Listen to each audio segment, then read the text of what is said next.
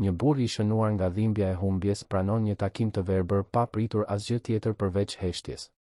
Por kur gruaja hyn në restorant, ndodh e pamundura, ajo është identike me gruan e tij të ndjer. Ky ribashkim shënon fillimin e një udhëtimi zbulimesh, ku dashuria, faji dhe fati përplasen sikur më parë. Para se të dëgjoni këtë rrëfim të pabesueshëm, mos harroni të abonoheni në kanal për më shumë histori emocionuese. Marko rregulloi nyjen e kravatës për të 5ën herë atë pasdite, duke vëzhguar pasqyrimin e tij në pasqyrën e banjës së restorantit. 3 vjet. 3 vjet të gjata që kur jeta e tij ishte kthyer përmbys dhe ja ku ishte ai, gati të merrte pjesë në diçka që ishte betuar se nuk do ta bënte më kurrë. Një takim I verbër. Këmbëngulja e Lukës kishte mposhtur rezistencën e tij, por vetëm sepse ai kishte premtuar se do të ishte hera e fundit që shoku I tij më I mirë do të ndërhynte në jetën e tij dashurore. Restoranti I zgjedhur ndodhej në qendër të Tiranës, një vend elegant por jo pompos, pikërisht siç e kishte përshkruar Luka. Marko zgjodhi një tavolinë pranë dritares, nga ku mund të vëzhgonte lëvizjen e rrugës dhe, kryesisht, të kishte një rrugë shpëtimi në rast se do të ishte e nevojshme. Jo se planifikonte të ikte, sigurisht. Ishte një burr I rritur, profesor universiteti I respektuar, baba I një vajze 9 vjeçare. Mund të kalonte fare mirë 2 orë duke biseduar civilizuar me një të panjohur dhe më pas të kthehej në shtëpi me ndërgjegje të qetë se kishte përmbushur pjesën e tij të marrëveshjes. Kërkoi një kafe ndërsa priste, duke trazuar sheqerin me më shumë forcë se sa ishte e nevojshme. Duart I dridheshin lehtë, një refleks që ende e ndiqte në momente tensioni. Mori frym thellë, duke u përpjekur të përqendrohej në zhurmën e ambientit të restorantit, në tingullin e takëmeve, në bisedat e ulta të klientëve të tjerë. Ana ishte emocionuar kur dëgjoi se ai do të dilte për darë. Më në fund, babi, tha ajo, me atë mençuri të hershme që e surprizonte çdo ditë. 9 vjeç, vajza e tij dukej se kuptonte gjëra që ai vetë ende po luftonte t'i kuptonte. Ora shënonte 7:15 kur dera e restorantit u hap. Marko vështroi instinktivisht drejt hyrjes, ashtu siç kishte bërë me çdo grua që kishte mbërritur në 15 minutat e fundit. Por këtë herë ishte ndryshe. Këtë herë bota ndaloi. Gruaja që hyri ishte Oliva. Jo një grua e ngjashme me Olivën. Jo dikush që të kujtonte vagullt gruan e tij. Ishte Oliva, aty, duke ecur drejt tavolinave me të njëjtën elegancë natyrale, të njëjtën mënyrë të anuarit të kokës kur kërkonte dik, të njëjtën buzëqeshje të butë që I ndriçonte fytyrën kur ishte pak nervoze. Marko ndjeu kafen të derdhej në tavolinë. Filxhani I tij kishte rënë, por ai as nuk e vuri re lëngun e nxehtë që I lagte pantallonat. Nuk mund t'i hiqte syt nga shfaqja që lëvizte nëpër restoran. Flokët gështenjë të çelët I binin mbi supe në të njëjtën mënyrë, me të njëjtat kaçurela të buta që ai rrotullonte me gishta gjatë mëngjeseve të së dielës. Sytë e gjelbër kërkonin nëpër sallë me të njëjtën intensitet kurioz, dhe kur ajo buzëqeshi kamerierit që ju afrua për ta ndihmuar, Marko ndjeu se I mungonte ajri në mushkëri. Ishte e pamundur. Plotësisht e pamundur. Oliva ishte larguar 3 vjet më parë, ai kishte qenë pranë shtratit të saj, I kishte mbajtur dorën deri në momentin e fundit. Ai kishte organizuar varrimin, kishte zgjedhur lulet, kishte mbajtur fjalimin në varreza. Kishte kaluar net pa gjumë duke parë hapësirën bosh në shtrat, I kishte shpjeguar anës se mami nuk do të kthehej më. Si mund të ishte I njëjti person? Gruaja vazhdoi të kërkonte nëpër sallë derisa sytë e saj takuan të tij. Për një moment që dukej se zgjati një përjetësi, ata u vështruan nëpër restorantin e mbushur. Marko pa. Njohjen të kalonte në fytyrën e saj, e ndjekur nga diçka që dukej si konfuzion. Ajo kontrolloi diçka në celularin e saj, e vështroi sërish dhe filloi të afrohej. Çdo hap I saj drejt tij ishte një torturë. Marko ndjehej sikur po shikonte një film horrori ku të vdekurit kthehen në jetë, por në të njëjtën kohë një pjesë e thellë dhe e dhimbshme e zemrës së tij filloi të rrite me një shpresë që ai e kishte varrosur shumë kohë më parë. Ai ishte e mundur që në një farë mënyre, me ndonjë mrekulli që ai nuk mund ta kuptonte, Oliva të ishte kthyer tek ai? Kur ajo arriti në tavolinë, Marko nuk mundi të ngrihej. Këmbët e tij thjesht nuk I përgjigjeshin komandave të trurit të tij. Ajo qëndroi në këmbë, me një shprehje që përziente surprizën dhe shqetësimin. Më falni, ju jeni Marko, pyeti ajo, dhe madje edhe zëri ishte I njëjtë. I njëjti ton I butë, e njëjta mënyrë e shqiptimit të fjalëve. Luka më tha se do të ishit këtu. Marko hapi gojen, por asnjë tingull nuk doli. Mundi vetëm të tunte kokën në shenjë pohimi, ende në shok absolut. Gruaja, sepse duhej të ishte një grua tjetër, duhej të ishte, u ul përballë tij me një farë hezitimi.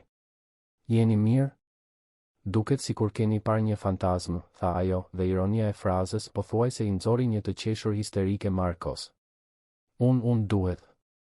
Belbëzoi ai, duke u përpjekur të ngrihej. Karigia pothuajse ra pas me ashpërsinë e lëvizjes së tij. Më falni, nuk mundem, ky është një gabim. Pa pritur një përgjigje, Marko doli nga restoranti sikur po ikte nga një zjarr. Këmbët i dridheshin ndërsa ai ecte shpejt nëpër trotuar, duke marrë ajrin e natës së Tiranës me frymëmarrje të dëshpëruara. Pas tij, përmes dritares së restorantit, ai mundi të shihte figurën e gruas ende të ulur në tavolinë, duke vëzhguar largimin e tij të papritur me një shprehje hutimi të plotë. Marko vazhdoi të ecte pa drejtim nëpër rrugët e qendrës derisa këmbët e tij nuk duruan më. U ul në një stol në shesh, vendosi kokën mes duarve dhe u përpoq të përpunonte atë që sapo kishte ndodhur. Ishte e pamundur. Duhej të kishte një shpjegim logjik. Njerëzit nuk kthehen nga varri. Oliva nuk mund të ishte ulur në atë restorant, duke e parë me të njëjtët sy që ai kishte mbyllur përgjithmonë në krahët e tij 3 vjet më parë. Por nëse nuk ishte Oliva, kush ishte ajo grua? Dhe pse ishte absolutisht identike me gruan e tij? Telefoni i ra në xhep. Ishte Luka. Marko, shoku, çfarë dreqi ndodhi? Klara sapo më telefonoi plotësisht e hutuar. Tha që ti dole duke vrapuar nga restoranti sikur ajo të ishte një vrasëse apo diçka e tillë. Klara. Pra, ajo kishte një emër. Një emër tjetër. Kjo të paktën konfirmonte se nuk ishte Oliva, megjithse nuk shpjegonte asgjë rreth ngjashmërisë shqetësuese. Luka, unë duhet të di gjithçka rreth kësaj gruaje, tha Marko, ende i gulquar. Gjithçka. Nga erdhi ajo, kush është, si e ke njohur? Gjithçka. Çfarë ndodhi, Marko? Po më trem. Ajo është. Marko gëlltiti, duke u përpjekur të gjente fjalët. Ajo është identike me Olivën. Heshtja në anën tjetër të linjës zgjati sekonda të gjata. Si ashtu, identike? Identike, Luka. Njësoj. I njëjti person. Nëse nuk do të dija që Oliva, nëse nuk do të isha absolutisht i sigurt, do të betohesha se është ajo. Marko, kjo është e pamundur. Ti vetë the që. Unë e di çfarë thash. Marko e ndërpreu, më lart se sa synonte. Disa kalimtar e vështruan. Ai uli zërin. E di që është e pamundur. Por ti duhet të më tregosh gjithçka rreth saj. Tani. Luka pshërtiu në anën tjetër të linjës. Shiko, nuk e njoh prej shumë kohësh. U takuam në një event bamirësie muajin e kaluar. Ajo sapo ishte zhvendosur në Tiranë, erdhi nga provinca. Është mësuese, ashtu si ti, besoni ose jo. Tha se po kërkonte të njihte njerëz të rinj në qytet. A ka familje këtu? Jo që unë të di. Në fakt, më la përshtypjen se është disi e vetmuar në bollë. E pasur, me sa duket. Folli diçka rreth trashëgimit të bizneseve familjare, por që preferon të japë mësim. Duket si një person interesant, prandaj mendova për ju të dy. Marko mbylli syt, duke u përpjekur të përpunonte informacionet. Një mësuese e pasur dhe e vetmuar që ishte zhvendosur së fundmi në Tiranë. Kjo nuk shpjegonte asgjë rreth ngjashmërisë fizike shqetësuese. Luka, je i sigurt që nuk di asgjë më shumë rreth të kaluarës së saj? Familja, nga erdhi saktësisht? Jo shumë. Pse, Marko? Çfarë po ndodh? Marko nuk dinte si të përgjigjej. Si t'i shpjegonte shokut të tij më të mirë se sapo kishte parë një grua që ishte fizikisht identike me gruan e tij të ndjer? Si të thoshte se për një moment të tmerrshëm dhe të mrekullueshëm në të njëjtën kohë, kishte besuar se Oliva ishte gjallë? Duhet të shkoj në shtëpi, tha më në fund. Ana po më pret. Marko, je i sigurt që je mirë? Dëshiron që të vi aty? Jo, jam mirë. Vetëm ishte një shok, kaq. Pasi mbylli telefonin, Marko qëndroi edhe disa minuta në stol, duke vëzhguar lëvizjen e qytetit të natës. Njerëz që dilnin nga restorantet, çifte që ecnin dorë për dore, familje që ktheheshin në shtëpi. Jeta normale që ndodhte rreth tij ndërsa bota e tij ishte kthyer përmbys edhe një herë. Kur arriti në shtëpi, Ana ishte në sallon duke parë televizor. Ajo e vështroi me pritshmëri. "E po, babi? Si shkoi takimi?" Marko u ul pranë vajzës në divan duke e tërhequr për një përqafim. Ana kishte të njëjtët sy të gjelbër si nëna e saj, por flokët i kishte më të errët si të tia. Ndonjëherë, kur ajo buzëqeshte në një mënyrë të caktuar, Marko shihte olivën të pasqyruar në fytyrën e saj. Por asgjë e krahasueshme me atë që sapo kishte parë. Ishte e komplikuar, princesha ime. Ajo nuk ishte e mirë? Nuk është ajo. Marko puthi majën e kokës së vajzës duke thithur aromën e shampos me lule shtrydhe që ajo këmbëngulte të përdorte. Ndonjëherë gjërat janë më të ndërlikuara se sa duken. Ana u largua pak për të parë baban. "Ti je i trishtuar, babi." Ishte për shkak të mamit? Perceptimi i vajzës gjithmonë e surprizonte. Edhe pse ishte aq e re kur Oliva u nda, Ana dukej se kuptonte instinktivisht kur mendimet e babait bredhnin në të kaluarën. "Pak," pranoi ai. "Ndonjëherë është e vështirë të njohësh njerëz të rinj." Mami thoshte se kur do dik, gjithmonë ka vend për të dashur edhe më shumë njerëz. Marko buzëqeshi me trishtim. Oliva vërtet e kishte thënë këtë. Gjatë luftës së saj kundër sëmundjes, kur e dinte se koha po mbaronte, ajo e kishte bërë Markon të premtonte se do të përpiqej të ishte i lumtur përsëri. Në atë kohë, ai kishte premtuar çdo gjë vetëm për ta parë të buzëqeshte. Tani, 3 vjet më vonë, ende nuk mund ta imagjinonte si do të ishte e mundur. "Mami ishte shumë e mençur," tha ai, duke puthur ballin e Anës. "Të shkojmë të flem? Nesër është e hënë dhe ti ke shkollë." Atë natë, Marko qëndroi zgjuar duke parë tavanin e dhomës që kishte ndarë me olivën. Shtrati ende dukej shumë i madh, edhe pas kaq shumë kohësh. Ai e mbante komodinën e saj të paprekur, me furçën e flokëve në të njëjtin vend, parfumin që ajo përdorte ende të ruajtur në sirtar. Ana ndonjëherë hynte në dhomë për të ndjerë aromën, dhe Marko nuk kishte guximin të ndryshonte asgjë. Por tani, për herë të parë në 3 vjet, një fytyrë tjetër i pushtonte mendimet së bashku me atë të Olivës. Fytyra e një të panjohure të quajtur Klara që ishte njëkohësisht krejtësisht e ndryshme dhe saktësisht e njëjtë me gruan që ai kishte dashur. Si ishte e mundur kjo? A ekzistonin njerëz identik në botë që nuk ishin binjak? Dhe nëse ishin binjak? Ditët në vijim kaluan si një mjegull e hutuar për Markon. Ai u përpoq të përqendrohej në leksionet e tij në universitet, por mendja e tij vazhdimisht kthehej në ato pak minuta në restoran. Gjatë leksioneve mbi letërsinë braziliane, ndërsa u shpjegonte studentëve të tij nuancat e Machado de Assis, Marko e zbuloi veten duke menduar për sytë e gjelbër të Klarës, për mënyrën si ajo kishte anuar kokën duke e kërkuar në sallë. Të njëjtën, ai nuk mundi më t'i rezistonte kuriozitetit që po e konsumonte. I telefonoi Lukës gjatë pushimit të drekës. "Duhet të zbulosh më shumë gjëra rreth saj," tha Marko pa parathënie kur shoku i tij u përgjigj. "Mirëmëngjes edhe ty, Marko," u përgjigj Luka me ironi. "Jam mirë, faleminderit që pyete." "Luka, të lutem. Kjo është e rëndësishme." Pati një pauzë në anën tjetër të linjës. "Shiko, Marko, unë e kuptoj që ti u trondite të shtunën, por nuk mendon se po e egzageron? Ndoshta ngjashmëria nuk është aq e madhe. Ndonjëherë mendja jon." "Luka," Marko e ndërpreu. "A e ke njohur Olivën personalisht?" "E po, jo shumë. Ju keni qenë të dashuruar në universitet, por pasi u martuat disi humbëm kontaktet. E kam parë disa herë në evente, në spital kur lindi Ana." "Pra, ti e mban mend si ishte ajo?" "Sigurisht, ishte një grua e bukur. Flokë gështenjë, sy të gjelbër, buzëqeshje simpatike. Nëse të them që Klara nuk është vetëm e ngjashme me të, por saktësisht e njëjtë, a do të më besoje?" Luka heshti për një moment. "Marko, je i sigurt që nuk po projekton? Dua të them, kanë kaluar 3 vjet që kur nuk ke pasur lidhje me askënd, ndoshta."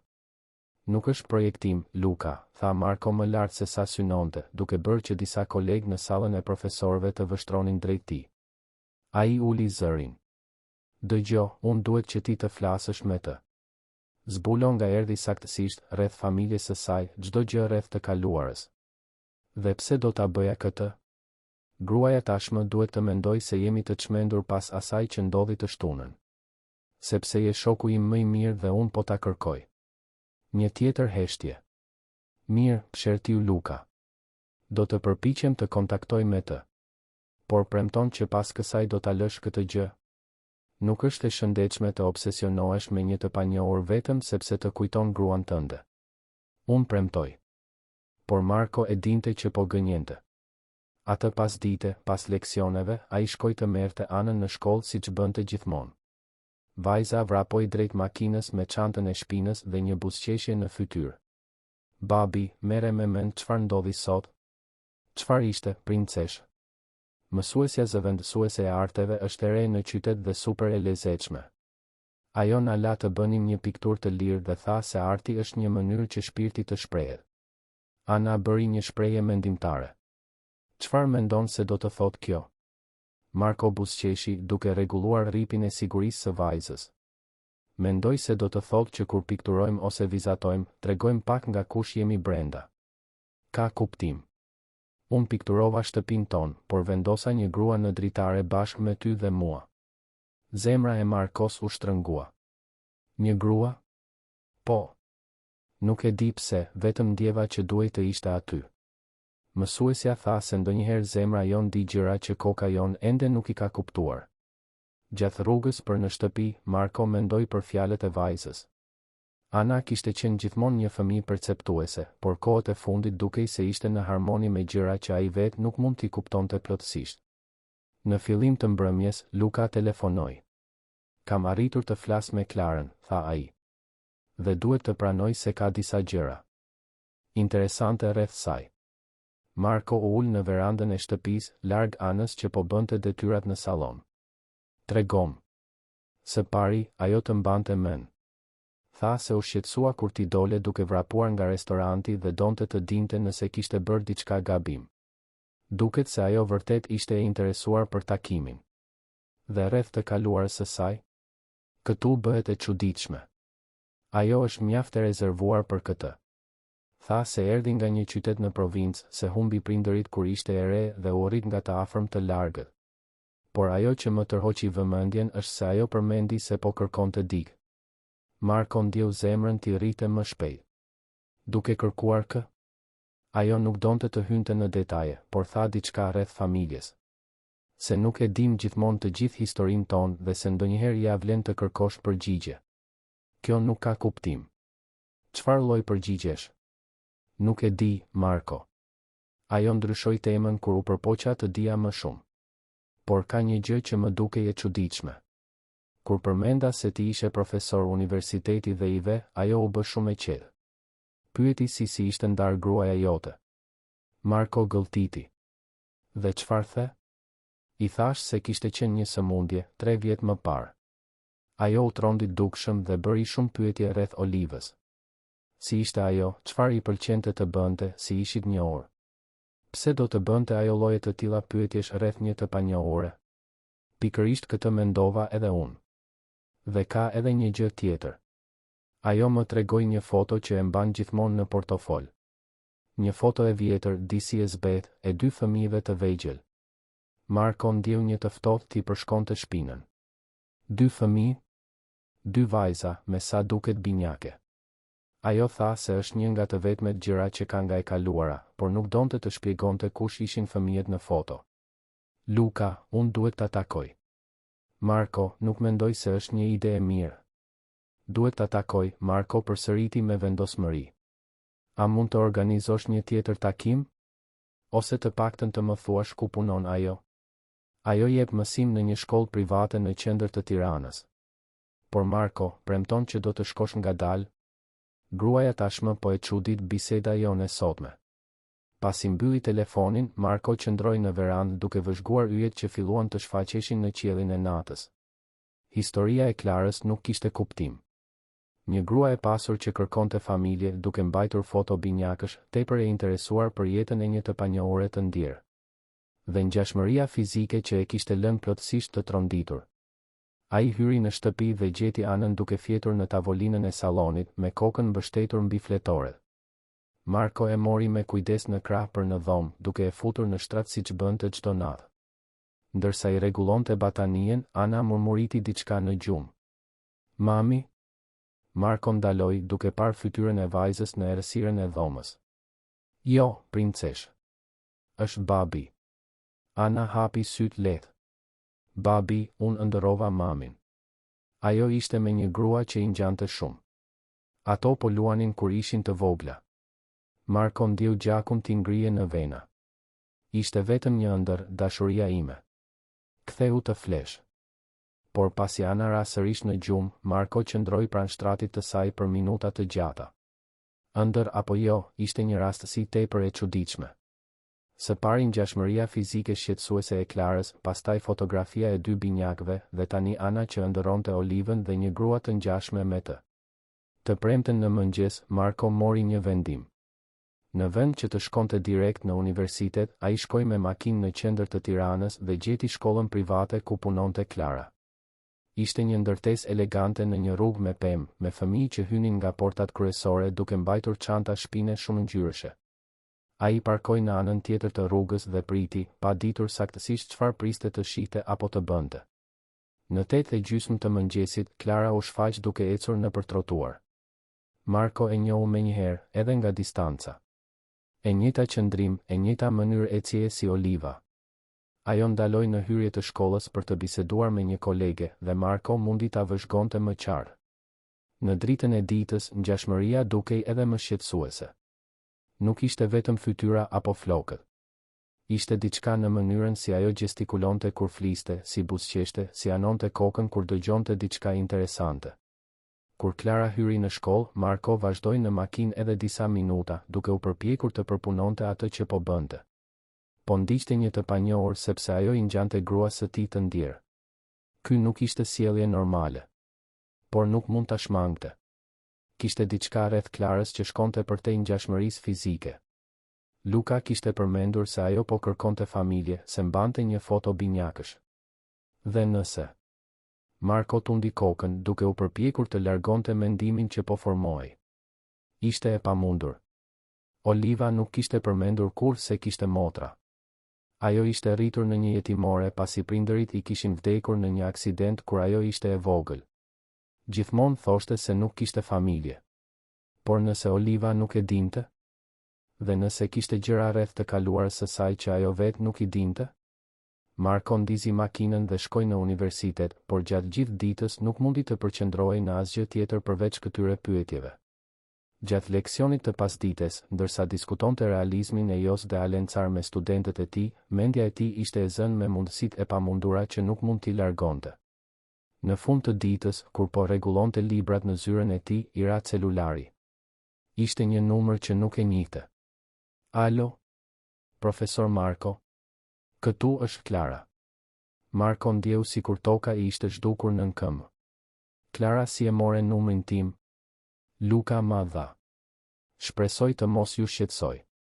Zëri i saj ishte saktësisht si i Olivës. Doja të kërkoja falje për atë që ndodhi në restoran. Kam përshtypjen se bëra diçka që ju shqetësoj dhe kjo po më shqetëson. Marko u ul rënd në karrige. Nuk bëre asgjë gabim. Atëherë pse dole duke vrapuar? Luka tha se ju kujtova dik. Pati një heshtje të gjatë. Marko nuk dinte çfarë të thoshte. Si t'i shpjegonte një të panjohure se ajo ishte fizikisht identike me gruan e tij të ndjerë? Është e komplikuar, tha ai më në fund. Shiko, e di që duhet të duket e çuditshme që po telefonoj kështu, por a mund të takohemi për një bisedë? Jo një takim romantik, ajo u nxitoi të sqaronte. Vetëm një bisedë. Kam disa gjëra që doja t'ju pyesja. Çfarë lloj gjërash? Rreth gruas suaj. Marko pothuajse e lëshoi telefonin. Çfarë doni të dini rreth gruas sime? Luka më tregoi pak për të. Oliva, apo jo? Unë po, është e vështirë të shpjegohet në telefon. Por mendoj se ndoshta kemi më shumë të përbashkëta se sa imagjinojmë. Marko mbylli syt, duke ndjerë se ishte në prag të zbulimit të diçkaje që do të ndryshonte gjithçka. Ku doni të takohemi?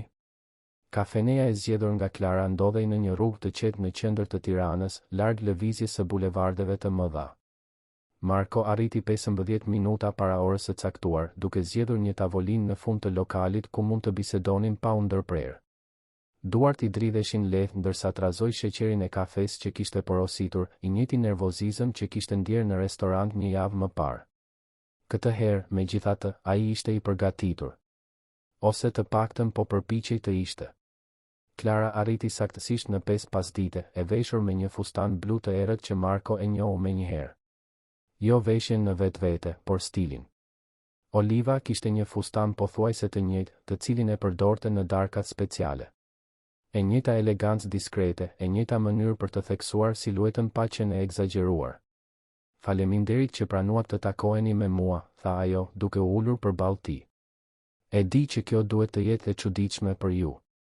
Marko vëzhgoi çdo lëvizje të saj ndërsa ajo u vendos në karrige. Mënyrën si I rregulloi flokët pas veshit, si I kryqëzoi duart mbi tavolinë, si sytë e saj të gjelbër e analizuan me një përzierje kurioziteti dhe nervozizmi. Gjithçka saktësisht si Oliva. E çuditshme është një fjalë shumë e butë për të përshkruar atë që po ndjej, tha ai sinqerisht. Klara kërkoi një çaj kamomili dhe qëndruan disa minuta në heshtje, duke vëzhguar njëri tjetrin. Marko vuri re se edhe ajo dukej se po studionte fytyrën e tij, sikur kërkonte diçka specifike. Ju thatë se kishit pyetje rreth gruas sime, Marko më në fund theu heshtjen. Po, por më parë a mund të pyes diçka? Luka tha se ju u tronditët shumë kur më patë. Pse? Marko mori frym thellë. Nuk kishte si ta anashkalonte të vërtetën. Sepse ju jeni fizikisht identike me të. Klara u habit, qartësisht e surprizuar. Identike? Plotësisht. Nuk është vetëm një ngjashmëri. Është sikur po shikoja të njëjtin person. Kjo është e pamundur. E di që është e pamundur. Por është e vërteta. Klara heshti për një kohë të gjatë, duke trazuar shpërqendrueshëm qesken e çajit. Mund të më tregoni si ishte ajo? Personalitetin e saj, preferencat e saj, çfarë I pëlqente të bënte? Pyetja ishte e çuditshme, por Marko u ndje çuditërisht I detyruar të përgjigjej. Ndoshta ishte mënyra si ajo pyeti, me një urgjencë pothuajse të dëshpëruar në zërin e saj. Oliva ishte e veçantë. Mësuese si unë, por e edukimit parashkollor. I adhuronte fëmijët, gjithmonë kishte dashur të kishte një familje të madhe. Ishte tepër bujare për të mirën e saj, gjithmonë ndihmonte të tjerët edhe kur ajo vetë kishte nevojë për ndihmë. Marko buzëqeshi me trishtim. I pëlqenin luledielli, thoshte se ato gjithmonë kërkojnë dritën edhe në ditët më të errëta. Gatuante shumë keq, por këmbëngulte të provonte. Qeshte me filma pa kuptim dhe qante me reklama qenç. Klara kishte ndaluar së trazuari çajin dhe e vëzhgonte me intensitet në rritje. Dhe e kaluara e saj? Familja? Oliva ishte jetime. Prindërit e saj u ndan kur ajo ishte 5 vjeçe në një aksident automobilistik. Ajo u rrit në një jetimore deri në 18 vjeç. Gjithmonë thoshte se nuk kishte të afërm të gjallë. 5 vjeç, murmuriti Klara, më shumë për vete se sa për Markon. Pse po I pyet të gjitha këto? Klara hapi çantën dhe nxori një portofol lëkure të vjetëruar. Nga brenda, nxori një foto të zverdhur dhe e vendosi me kujdes mbi tavolinë. Sepse mendoj se ajo ishte motra ime. Marko vështroi foton dhe ndjeu botën të rrotullohej rreth tij. Ishte një foto e vjetër, qartësisht e bërë dekada më parë, që tregonte 2 vajza të vogla, me sa duket 5 vjeçe, të ulura krah për krah në një lëkundëse. Të dyja kishin veshur fustane të verdha identike dhe buzëqeshnin drejt kamerës. Dhe njëra prej tyre ishte padyshim Oliva. Ku e more këtë foto? Pyeti Marko me zë të ngjirur. Është e vetmja gjë që kam nga fëmijëria ime. Familja që më adoptoi tha se u gjet me mua kur më morën nga jetimorja. Adoptoi? Edhe unë humba prindërit në moshën 5 vjeçare. Por ndryshe nga gruaja juaj, unë u adoptova nga një familje e pasur që jetonte në provincë.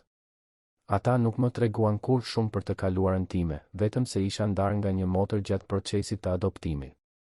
Marko nuk mund t'i hiqte syt nga fotografia.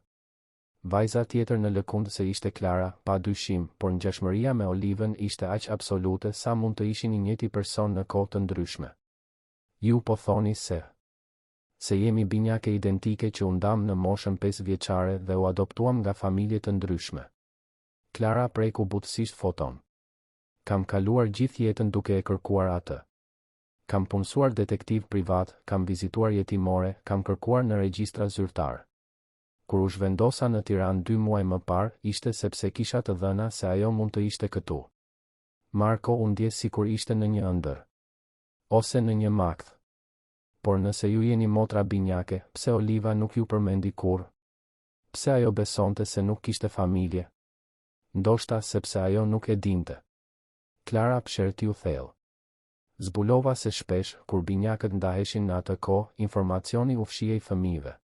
Konsiderohej më e lehtë për ta të përshtateshin me familjet e reja nëse besonin se nuk kishin lidhje të mëparshme. Kjo është. Marko nuk mundi ta përfundonte frazën. E mizore? Po, ishte. Por ishte e zakonshme në vitet 90. Marko mori foton me duar të dridhura, duke vëzhguar çdo detaj. Buzëqeshja e Olivës fëmijë ishte e njëjta me atë që ai ishte dashuruar vite më vonë. Dhe Klara pranë saj, e njëjtë në çdo aspekt, si një pasqyrim perfekt. Si zbuluat se ajo ishte këtu në Tiranë? Përmes regjistrave shkollor. Oliva Murati shfaqej si mësuese në disa shkolla të rajonit. Kur më në fund arrita të gjeja një adresë dhe shkova atje. Klara ndaloi duke gëlltitur. Fqinja më tha se ajo ishte ndarë 3 vjet më parë. Nga kanceri. Fjala që Klara përdori për të përshkruar largimin e Olivës ishte si një goditje në stomak për Markon. Ai mbylli syt duke kujtuar muajt e fundit të gruas së tij, seancat e kimioterapisë, netët pa gjumë në spital. Kam arritur 3 vjet me vonesë, Klara vazhdoi dhe Marko dëgjoi lotët në zërin e saj. Kam kaluar gjithë jetën duke e kërkuar atë dhe kam arritur 3 vjet me vonesë. Kur Marko hapi syt, pa që Klara po qante në heshtje. Lotët i zbrisnin në fytyrë në të njëjtën mënyrë si lotët e Olivës, duke lënë shenja të vogla të lagura që ai kishte fshirë aq shpesh gjatë sëmundjes së gruas së tij. Për këtë arsye donit të më takonit, pyeti ai butësisht. Për të ditur rreth saj? Po. Ju ishit personi që e donit më shumë, që kaluat më shumë kohë me të. Unë kisha nevojë të dija si ishte ajo, çfarë lloj jete pati, nëse ishte e lumtur. Marko vështroi sërish foton, pastaj Klarën, pastaj sërish foton. Realiteti i asaj që po ndodhte ngadalë po vendosej në mendjen e tij. Gruaja e ulur përballë tij nuk ishte thjesht një e panjohur që i ngjante Olivës. Ishte fjalë për fjalë motra binjake që Oliva nuk e kishte ditur kur se ekzistonte. Ajo ishte shumë e lumtur, tha Marko më në fund. Sidomos pasi lindi Ana. Oliva gjithmonë thoshte se të qenit nën ishte ajo që ajo dëshironte më shumë në botë. Ana? Vajza jon. Ajo është 9 vjeç tani. Klara buzëqeshi përmes lotëve, një buzëqeshje që ishte pastër Oliva. Unë kam një mbes. Dhe ajo ka një teze që nuk e dinte kur se ekzistonte. Qëndruan në heshtje për disa minuta, secili duke përpunuar implikimet e këtij zbulimi. Marko ndjej sikur jeta e tij ishte kthyer përmbys përsëri, por këtë herë në një mënyrë tjetër. Nuk ishte shkatërrimi që kishte ndjer kur humbi Olivën. Ishte diçka më komplekse, një përzierje dhimbjeje dhe lehtësimi dhe mundësie. A mund t'ju tregoj për të? Pyeti Marko. Për motrën tuaj? Do të më pëlqente. Dhe kështu Marko filloi të fliste. Tregoi si e kishte njohur Olivën në universitet, gjatë një kursi letërsie braziliane që të dy e ndiqnin si lëndë zgjedhore. Si ajo gjithmonë vonohej në leksione, por bënte pyetjet më nxitse. Si ishte dashur 3 muaj për të mbledhur guximin për ta ftuar për kafe. Tregoi për takimin e tyre të parë në një furrë buke pranë kampusit, ku Oliva kishte porositur një bukë të ëmbël dhe një kafe me shumë sheqer. Si që ishte shumë fort dhe shqetësohej se njerëzit po i shikonin, por nuk mund ta kontrollonte veten kur gjente diçka vërtet qesharake. Folli për propozimin për martesë në një shteg në malet e Dajtit ku zakonisht bënin shëtitje në fundjavë. Si Oliva kishte bërtitur po para se ai të përfundonte pyetjen, duke trembur zogjt në pemët përreth. Dhe kur lindi Ana, Marko vazhdoi, Oliva kaloi javën e parë duke qarë. Jo nga trishtimi, por nga lumturia e pastër. Ajo thoshte se nuk e dinte se ishte e mundur të doje dik aq shumë pa shpërthyer. Klara dëgjonte gjithçka me një vëmendje pothuajse të përulur, sikur po përthifte çdo detaj rreth motrës që kishte humbur pa e njohur kurrë. Ajo duket të ketë qenë një person i mrekullueshëm, tha Klara kur Marko bëri një pauzë. Ishte. Dhe ti i ngjan shumë asaj. Jo vetëm fizikisht, por në mënyrën si flet, si shprehesh. Është shqetësuese dhe ngushëlluese në të njëjtën kohë. Binjakët identik ndajnë shumë më tepër se sa pamjen. Personaliteti, gjestet, madje edhe preferencat mund të jenë të ngjashme. Marko e vështroi me mendime. Ju pëlqejnë lule dielli? Klara buzëqeshi. Në fakt, kopshti im në shtëpi është plot me ta. Gjithmonë më kanë tërhequr, pa ditur pse. Marko ndjeu një të dridhur t'i përshkonte shpinën. Dhe ju gatuani? Shumë keq. Djeg edhe ujin e zier. Këtë herë ishte Marko ai që buzëqeshi. Edhe Oliva. Ata u vështruan për një moment, të dy duke përpunuar ngjashmëritë mbreslënëse midis motrave binjake që ishin rritur të ndara. Marko, tha Klara me hezitim, e di që kjo është shumë për t'u përpunuar, dhe ndoshta është shumë herët për ta pyetur, por mendoni se unë mund të njoh anën? Dua të them, nëse e shihni të përshtatshme, sigurisht. Nuk dua të krijoj konfuzion apo ta lëndoj, por ajo është mbesa juaj, tha Marko thjesht. Dhe ju jeni e vetmja familje që Oliva la pas nesh. Sigurisht që mund ta njihni. Jeni i sigurt? Marko vështroi sërish foton e dy vajzave në lëkundëse. Oliva gjithmonë kishte dëshiruar që Ana të kishte një familje më të madhe, teze dhe xhaxhallar dhe kushërin për të mbushur shtëpinë gjatë festave. Ajo ishte rritur vetëm dhe nuk donte të njëjtën gjë për vajzën e saj. Jam i sigurt, tha ai. Por do të shkojmë ngadalë. Ana është ende shumë e vogël dhe ngjashmëria mund të jetë tronditse edhe për të. Sigurisht. Mund të shkojmë me ritmin që ju e shihni më të mirë. Marko e ruajti foton dhe ja ktheu Klarës. Keni më shumë foto? Nga kur ishit të vogla? Disa. Familja që më adoptoi solli një kuti të vogël me disa kujtime. Jo shumë gjëra, por ka disa foto dhe një lodër apo dy. Edhe Oliva kishte një kuti. Objekte të vogla nga jetimorja që ajo i ruante. Nuk e kam kuptuar kur pse disa ishin të rëndësishme për të, por tani. Tani ka kuptim, përfundoi Klara. Ndoshta ishin gjëra që i kujtonin mua, edhe pa e ditur ajo pse. Kur dolën nga kafeneja, tashmë po erësohej në Tiranë. Marko u ndjej lodhur emocionalisht, sikur kishte vrapuar një maraton. E gjithë perceptimi i tij për jetën e tij, për të kaluarën e Olivës, për familjen që mendonte se kishte humbur përgjithmonë, kishte ndryshuar në një pasdite të vetme. Marko, tha Klara para se të ndaheshin. Faleminderit që më treguat për të. E di që nuk duhet të ketë qenë e lehtë. Faleminderit që e kërkuat. Që më lejuat ta njoh, edhe nëse indirekt. A mund t'ju telefonoj? Për të rregulluar kur mund të takoja Anën? Marko hezitoi vetëm për një sekondë. Një pjesë e tij ende nuk mund ta besonte plotësisht atë që po ndodhte. Por duke parë Klarën në dritën e shtyllave të rrugës, duke parë fytyrën e Olivës të pasqyruar tek ajo, ai e dinte se nuk kishte kthim pas. Mund të telefonosh kur të duash. Gjatë rrugës për në shtëpi, Marko mendoi si do t'i shpjegonte të gjitha këto Anës. Si t'i thoshte një vajze 9 vjeçare se tezja që ajo nuk e kishte ditur kur se ekzistonte ishte shfaqur dhe ishte identike me nënën e saj. Si ta përgatiste atë për shokun e të parit të fytyrës së nënës së saj tek një person tjetër. Dhe si të përballonte ndjenjat e tij të ngatëruara rreth Klarës, sepse nuk mund të mohonte se kishte diçka përtej njohjes së ngjashmërisë fizike. Kishte një tërheqje, një lidhje që shkonte përtej lidhjes me Olivën. Kjo e bënte të ndihej fajtor dhe i hutuar në të njëjtën kohë. Marko kaloi javën në vijim duke përgatitur Anën për të takuar Klarën. Gjatë mëngjesit të së hënës, ndërsa vajza hante drithëra dhe bëhej gati për shkollë, ai më në fund vendosi të fliste për këtë çështje. Ana, princesh, a të kujtohet që të thash se mami nuk kishte familje kur ju njohët? Ana e vështroi me kuriozitet, një lugë drithëra në mes të rrugës drejt gojës. Më kujtohet. Ti the se ajo u rrit në një jetimore pasi gjyshërit që nuk I njoha kur u ndan. Është e vërtetë. Por zbuluam diçka shumë të veçantë këtë javë. Marko u ul pranë vajzës në tavolinën e kuzhinës. Zbuluam se mami kishte një motër. Një motër binjake. Ana lëshoi lugën në tas duke bërë që qumështi të spërkatej. Një motër? Si ashtu, babi? Ato lindën bashk, por u ndan kur ishin të vogla, afërsisht në moshën tënde. Motra e mamit u rrit me një familje tjetër dhe kaloi gjithë jetën duke kërkuar mamin. Dhe ajo e gjeti? Marko ndjeu zemrën t'i shtrëngoi. Ajo arriti këtu në Tiranë disa muaj më parë, por ishte tepër vonë për të njohur mamin. Kështu që ajo më kërkoi mua për të ditur rreth motrës së saj. Ana qëndroi mendimtare për disa minuta, duke trazuar shpërqendrueshëm drithërat.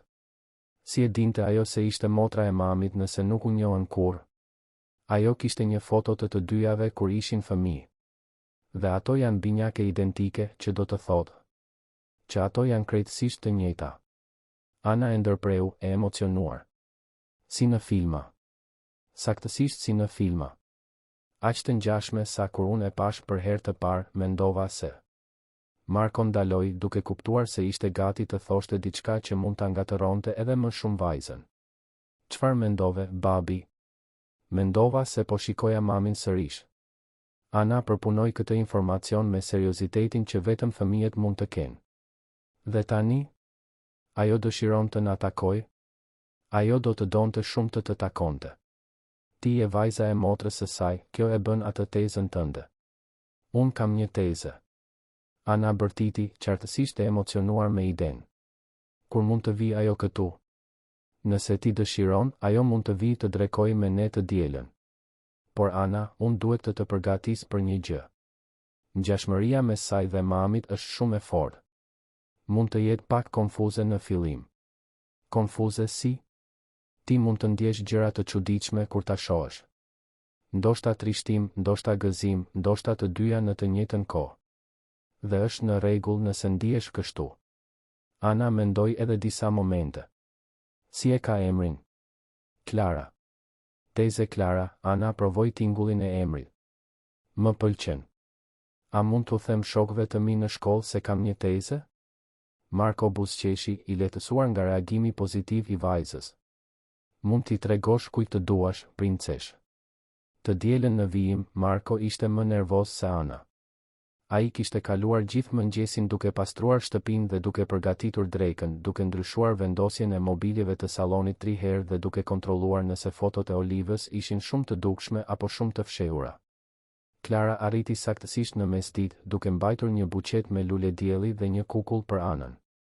Marko hapi derën dhe përsëri ndjeu atë tronditje të parit të fytyrës së Olivës, edhe pse ishte i përgatitur për këtë. Solla lule, tha ajo me nervozizëm. Mu kujtua që thatë se Olivës i pëlqenin lule dielli. Ajo do t'i pëlqej shumë, u përgjigj Marko, duke treguar një vazo në raftin e sallonit ku Ana gjithmonë vendoste lulet që gjenin gjatë shëtitjeve të tyre. Ana u shfaq në sallon duke vrapuar, por ndaloi papritur kur pa Klarën. Reagimi i vajzës ishte pikërisht ai që Marko kishte frikë dhe priste në të njëjtën kohë.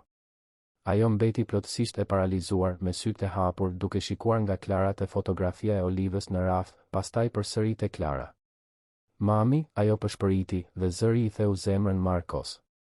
Klara u ul në lartësinë e Anës, me lot në sy. Jo, e dashur. Unë jam Klara, motra e mamit tënë. Tezja jote. Ana u afrua me kujdes, duke shtrirë dorën për të prekur fytyrën e Klarës, sikur kishte nevojë të sigurohej se ajo ishte reale. Ti je njësoj si ajo. E di. Duhet të jetë shumë e çuditshme për ty. Është e çuditshme, pranoi Ana. Por është edhe mirë. Është sikur një copës e mamit të jetë kthyer. Klara nuk mund t'i mbante lotët, duke tërhequr Anën për një përqafim delikat. Mami yt më mungon shumë, edhe pse nuk e kam njohur kurrë. Por tani unë mund ta njoh atë përmes teje. Ana u largua për të parë Klarën sërish. Edhe ty të pëlqejnë lule dielli? Shumë. I mbjell në kopshtin tim. Dhe ti di të bësh gërsheta? Di pak. Mami gjithmonë më bënte gërsheta të dielave. Babi provon, por nuk i bën shumë mirë. Klara qeshi, një tingull që ishte saktësisht si e qeshura e Olivës. Ndoshta unë mund të provoj, nëse dëshiron. Dua. Marko vëzhgoi ndërveprimin mes të dyjave me një përzierje gëzimi dhe dhimbjeje. Të shihej Anën të emocionuar dhe të buzëqeshur ishte e mrekullueshme, por të vëzhgoje Klarën me vajzën e tij, aq të ngjashme me Olivën, prekte ndjenja që ai kishte varrosur shumë kohë më parë. Gjatë drekës, Ana bombardoi Klarën me pyetje rreth jetës së saj, shtëpisë së saj, studentëve të saj. Klara ju përgjigj me durim të gjitha pyetjeve, qartësisht e magjepsur nga personaliteti i mbesës. Je e pasur? Pyeti Ana papritur, me sinqeritetin tipik të fëmijëve. Ana. Marko e qortoi, i turpëruar. Është në rregull, Klara qeshi. Po, Ana, unë kam para. Prindërit e mi adoptues kishin një kompani të madhe dhe kur ata u ndan, gjithçka mbeti për mua. Pse punon nëse je e pasur? Sepse mësimdhënia më bën të lumtur. Paraja është e rëndësishme, por nuk është gjithçka në jetë. Njësoj si mami. Edhe ajo i pëlqente të jepte mësim. Saktësisht. Pas drekës, ndërsa Ana i tregonte lodrat e saj Klarës në dhomë, Marko qëndroi në kuzhinë duke larë enët dhe duke u përpjekur të përpunonte si ndihej. Prania e Klarës në shtëpi dukej tepër natyrale, sikur ajo gjithmonë kishte qenë pjesë e familjes. Ana ishte përshtatur me praninë e tezes me një lehtësi që e surprizonte dhe, në të njëjtën kohë, e bënte ankth. Babi. Ana bërtiti nga dhoma. Tizë Klara më bëri një gërshet saktësisht si ato të mamit. Marko shkoi në dhomë dhe gjeti Anën të ulur përballë pasqyrës, me një gërshet anësore të përpunuar që ishte identike me modelin e flokëve që Oliva zakonisht i bënte vajzës. U bë e bukur, tha ai, dhe vuri re se Klara po vëzhgonte veten në pasqyrë me shprehje mendimtare. Është e çuditshme, tha ajo butësisht. Është sikur duart e mia dinin si ta bënin këtë gërshet pa e mësuar kurrë. Binjakët ndajnë aftësi, kujtoi Marko. Edhe Oliva e bënte këtë gërshet instinktivisht. Atë natë, pasi Klara u largua, Ana ishte veçanërisht e emocionuar në kohën e gjumit. Babi, a mund të pyes diçka? Sigurisht, princesh. Ty të pëlqen teze Klara? Pyetja e zuri Markon të papërgatitur. Sigurisht që më pëlqen. Pse pyet? Sepse ti e shikon atë njësoj si që shikoje mamin në fotot e vjetra. Marko ndjeu fytyrën ti nxehej. Nuk e dinte që ishte kaq i dukshëm. Teze Klara është një person shumë i veçantë, Ana. Ajo është familje. E di. Por nuk është vetëm kaq, apo jo? Perceptimi i vajzës ndonjëherë e tremte. Ti do të doje që teze Klara të vinte të na vizitonte më shpesh? Do të doja shumë. Ajo mund të vijë të dielën tjetër? Nëse ajo dëshiron, sigurisht. Klara jo vetëm që erdhi të dielën tjetër, por filloi të shfaqej rregullisht. Të mërkurave merrte Anën nga shkolla kur Marko kishte takime që zgjateshin përtej orarit. Të shtunave e çonte vajzën në park ose në kinema. Të dielave drekonte me ta dhe i bënte gërsheta Anës. Brenda 3 javësh, ajo ishte bërë një prani konstante në jetën e tyre. Ana filloi ta thërriste thjesht teze dhe qartësisht adhuronte të kishte një figurë femërore pranë. Marko, nga ana tjetër, luftonte kundër ndjenjave gjithnjë e më të ngatëruara në lidhje me Klarën. Ishte e pamundur të mos ndjehej i tërhequr nga ajo. Përveç ngjashmërisë fizike me Olivën, Klara kishte një personalitet që plotësonte në mënyrë perfekte të tij. Ajo ishte inteligjente, argëtuese, e dashur me Anën. Por në të njëjtën kohë, Marko ndjej fajtor që zhvillonte ndjenja romantike për dikë që ishte thelbësisht motra e gruas së tij të ndjer. Ishte një të enjte mbrëma, kur Klara kishte qëndruar për darkë pasi mori Anën nga shkolla, që situata u komplikua. Marko po tregonte një histori qesharake rreth studentëve të tij kur vuri re se Klara po e vëzhgonte me një intensitet ndryshe. Çfarë ndodhi? Pyeti ai. Asgjë, vetëm ti je shumë ndryshe nga çfarë imagjinoja. Si ashtu? Kur mendova të kërkoja familjen e Olivës, imagjinoja se do të gjeja njerëz të hidhur, të shkatëruar nga humbja. Por ti ende mund të qeshësh, të argëtohesh, të jesh një baba i mrekullueshëm për Anën. Nuk ka qenë gjithmonë kështu. 2 vitet e para ishin të vështira. Dhe tani? Marko e vështroi, duke ndjerë diçka që po ndryshonte mes tyre. Tani është më mirë.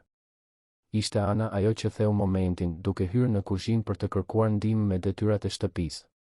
Por Marko nuk mundi të mos vërente shikimin që Klara i drejtoi, një shikim që shkonte shumë përtej njohjes së një kunatës.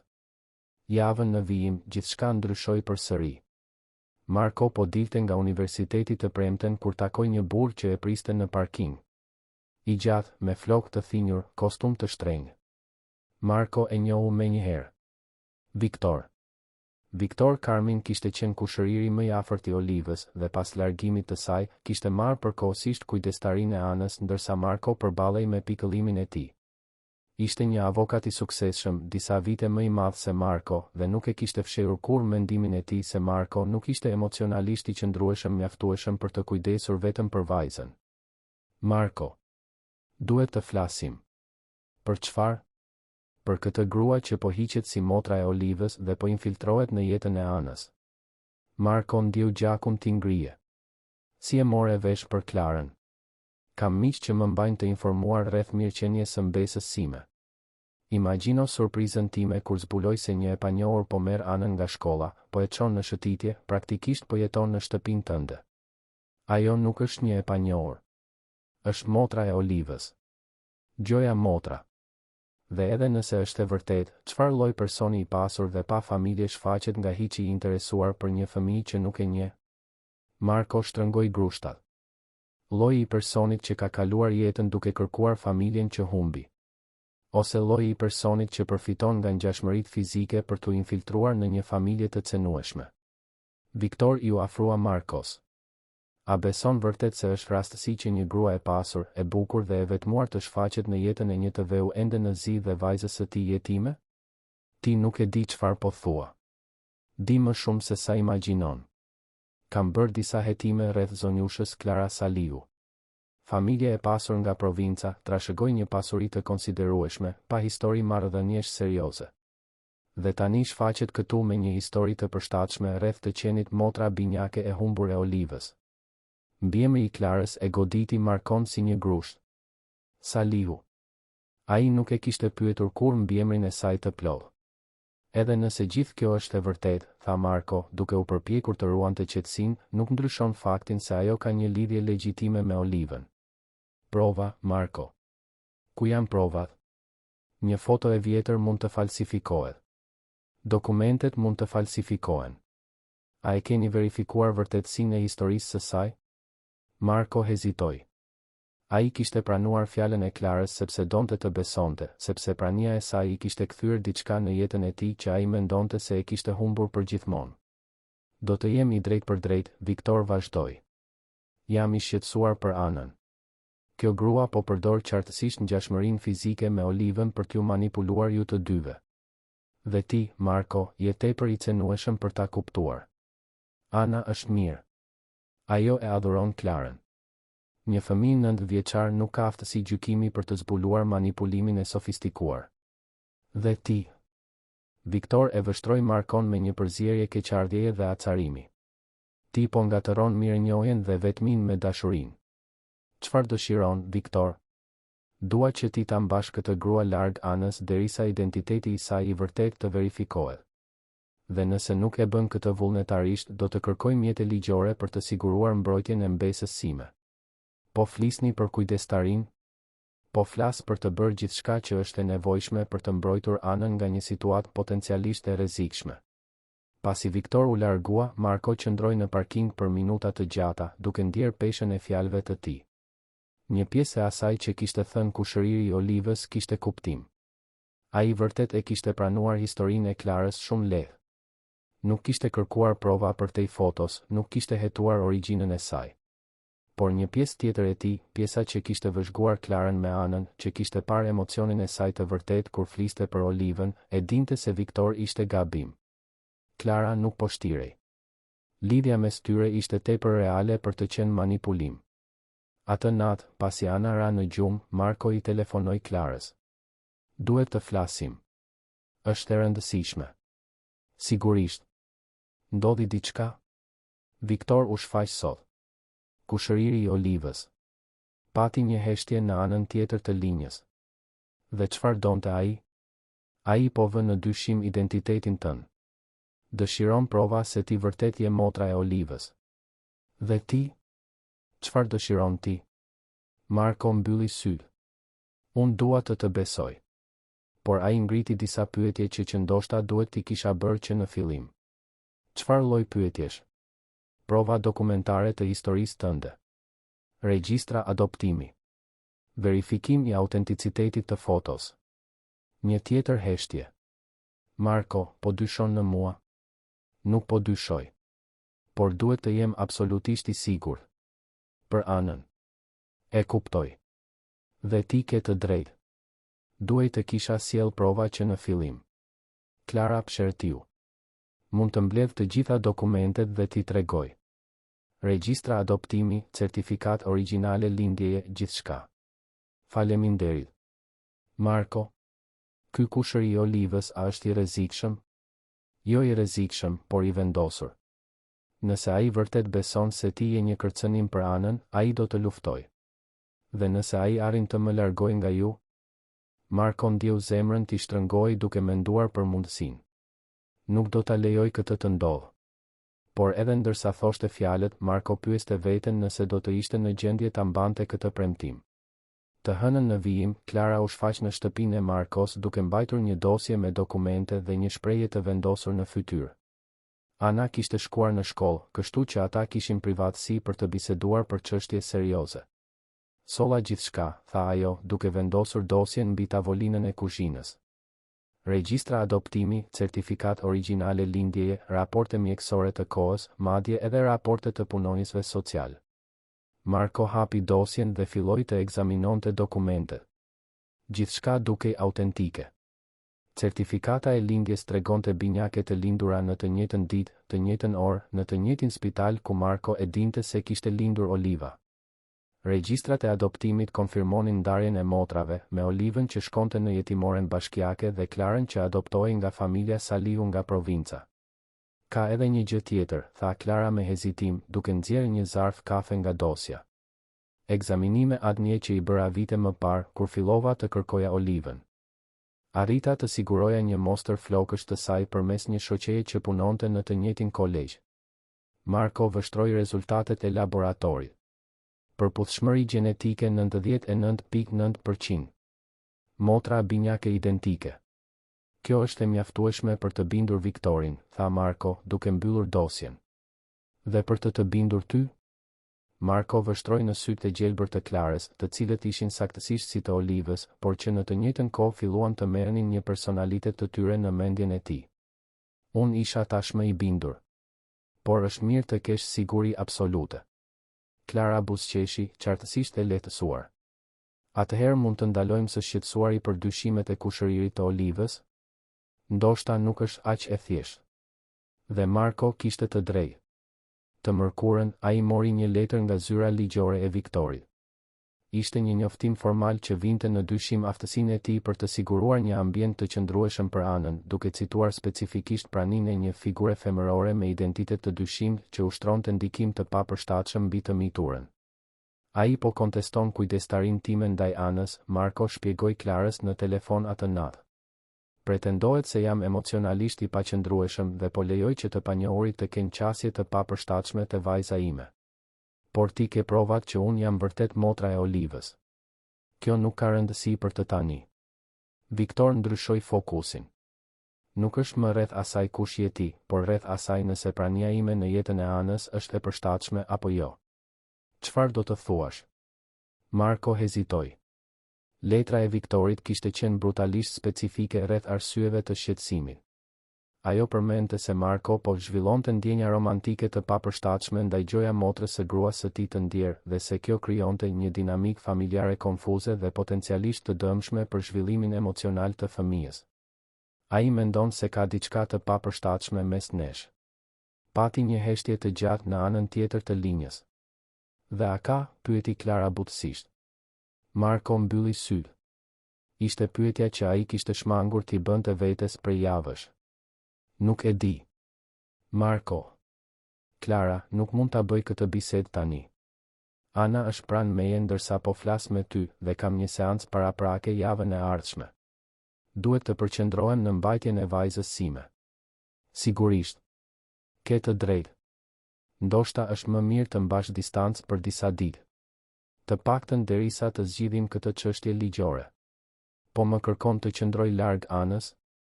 Po të kërkoj të më ndihmosh të provoj Viktorit se mund të marr vendime racionale rreth rritjes së vajzës sime.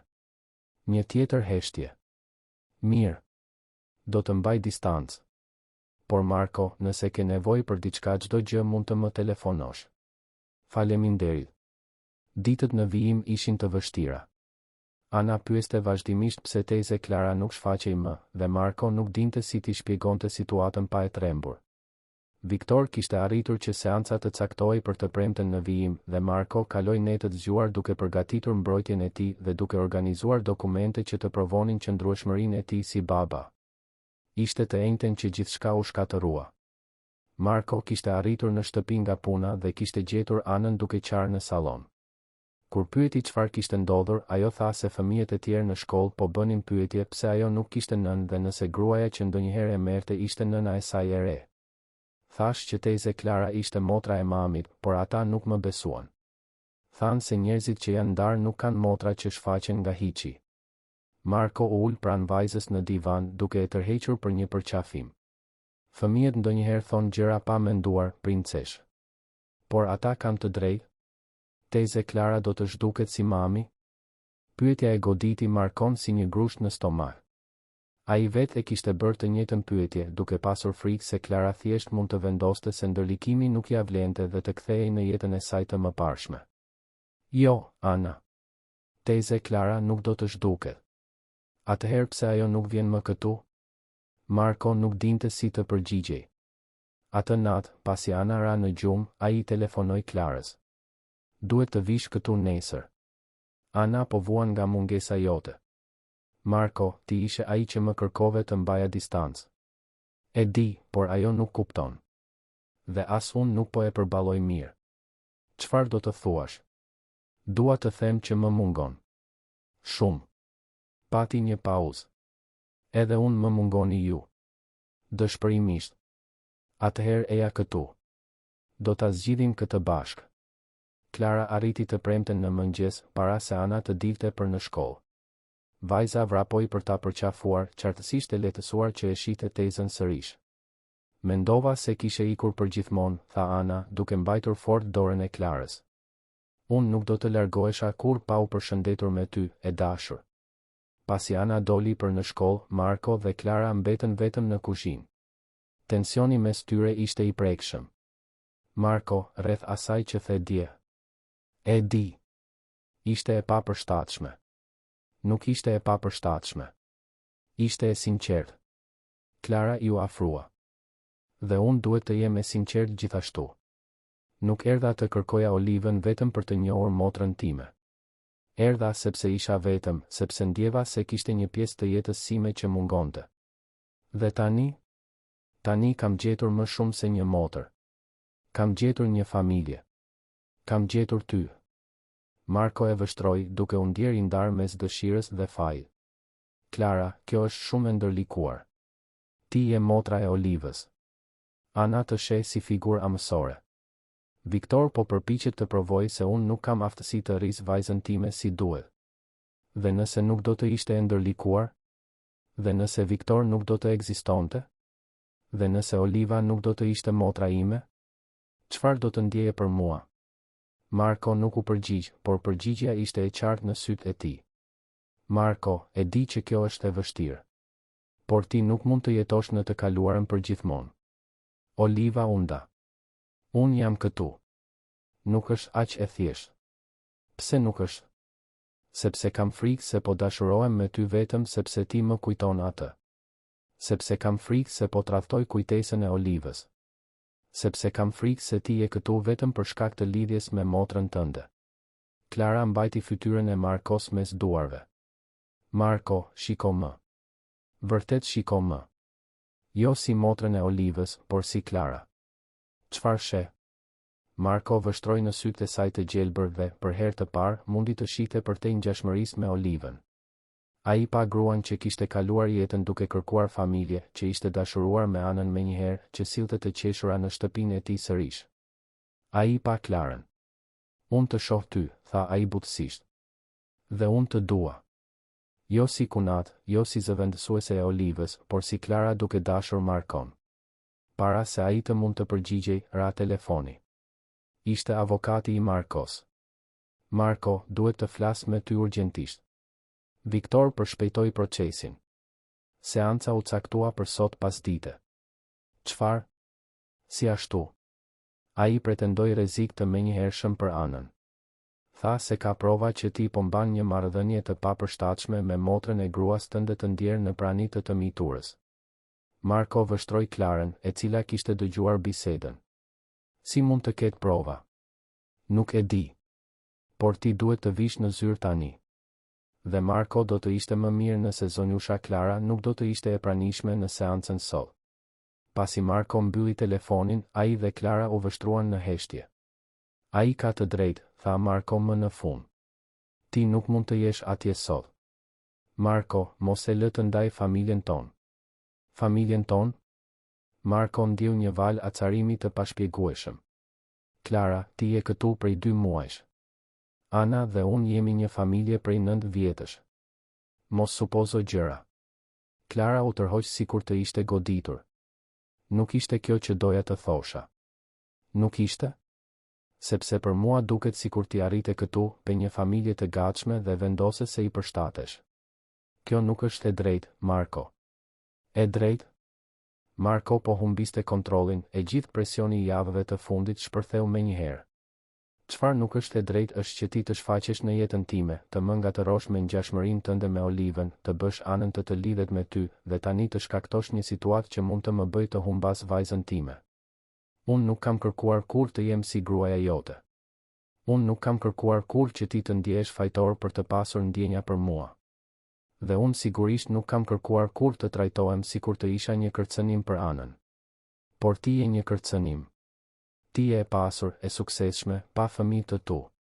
Çfarë ndodh kur të lodhesh duke luajtur familje me ne? Çfarë ndodh kur të vendosësh se dëshiron jetën tënde mbrapsht? Ana do të shkatërohet. Klara e vështroi me lot në sy. A beson vërtet se unë do ta bëja këtë? Marko hezitoi. Në fakt, nuk e besonte. Por ishte I friksuar dhe I acaruar dhe po thoshte gjëra për ta lënduar. Nuk e di më çfarë të besoj. Atëherë ndoshta Viktor ka të drejtë. Ndoshta ti vërtet nuk ke aftësi të marrësh vendime racionale rreth Anës. Fraza e goditi Markon si një shuplak në fytyrë. Dil nga shtëpia ime. Marko. Dil. Tani. Klara mori çantën dhe u drejtua drejt derës.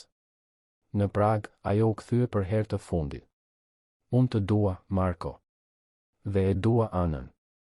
Kjo është reale, pa marrë parasysh çfarë beson ti në këtë moment. Por nuk do të qëndroj duke u lutur për të qenë pjesë e një familjeje që nuk më do.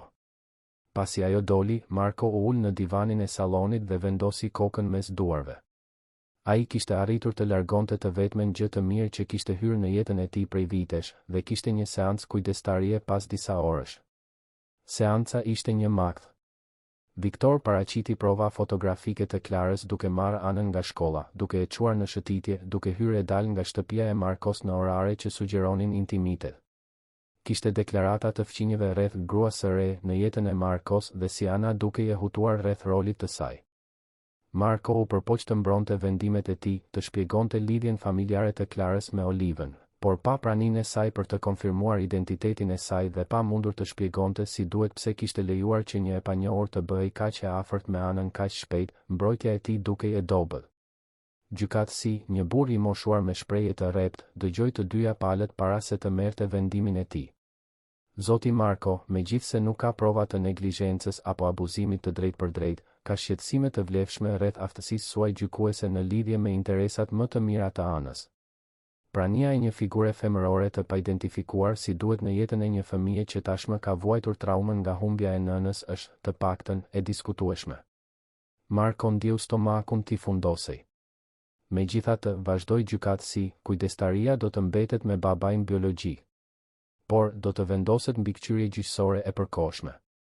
Zoti Viktor Karmin do të emërohet mbikëqyrës familjar derisa situata të stabilizohet. Çfarë do të thotë kjo? Pyeti Marko. Do të thotë që vendimet tuaja rreth rritjes së Anës, sidomos ato që përfshin marrëdhënie të reja ose figura autoriteti në jetën e saj, do të duhet të miratohen nga mbikëqyrësi familjar. Ne do ta rishikojmë situatën pas 6 muajsh. Kur Marko arriti në shtëpia të natë, Ana po bënte detyrat e shtëpisë në tavolinën e kuzhinës. Ku është teze Klara, babi? Ajo nuk erdhi të marrë rezultatin e takimit tënd? Marko u ul pranë vajzës, duke u përpjekur të gjente fjalët e duhura. Ana, teze Klara nuk do të mund të na vizitoj për një kohë.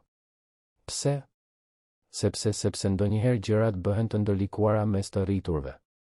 Ana lëshoi lapsin dhe vështroi baban me shprehje serioze. Ju u zën? Marko nuk mund t'i gënjente. U zëm. Për shkakun tim? Jo, princesh. Kur për shkakun tën? Por ishte për mua, apo jo? Marko pshertiu. Ana ishte tepër inteligjente për t'u mashtruar. Pjesërisht. Unë dua që ajo të kthehet, babi. E di.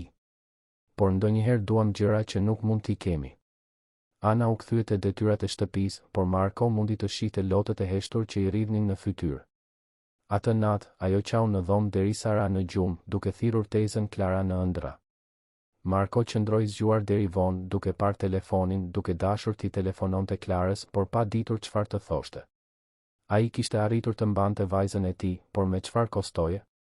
Kishte humbur gruan me të cilën po dashurohej dhe kishte lënduar Anën në proces. Dhe për herë të parë që kur Oliva ishte ndarë, Marko u ndje plotësisht i vetëm në boll. 3 muaj kaluan që nga seanca dhe shtëpia që më parë ishte mbushur me të qeshura dhe biseda të gjalla gjatë fundjavave, ishte kthyer në heshtjen e rëndë që Marko e njihte shumë mirë. Ana përmbushte detyrat e saj shkollore dhe shtëpiake, por gëzimi spontan që Klara kishte sjellë në jetën e saj ishte zhdukur bashkë me të. Viktor shfaqej çdo javë për vizitat e tij mbikëqyrëse, duke kontrolluar nëse Marko po mbante një ambient të përshtatshëm për Anën. Ai ishte i sjellshëm por i ftohtë, gjithmonë duke mbajtur shënime në një fletore të vogël rreth kushteve të shtëpisë, gjendjes emocionale të vajzës dhe çdo ndryshimi në rutinën e tyre. Ana është më e qetë, Viktor komentoi gjatë një prej vizitave të tij në dhjetor. Apo ha mirë? Apo flet si duhet?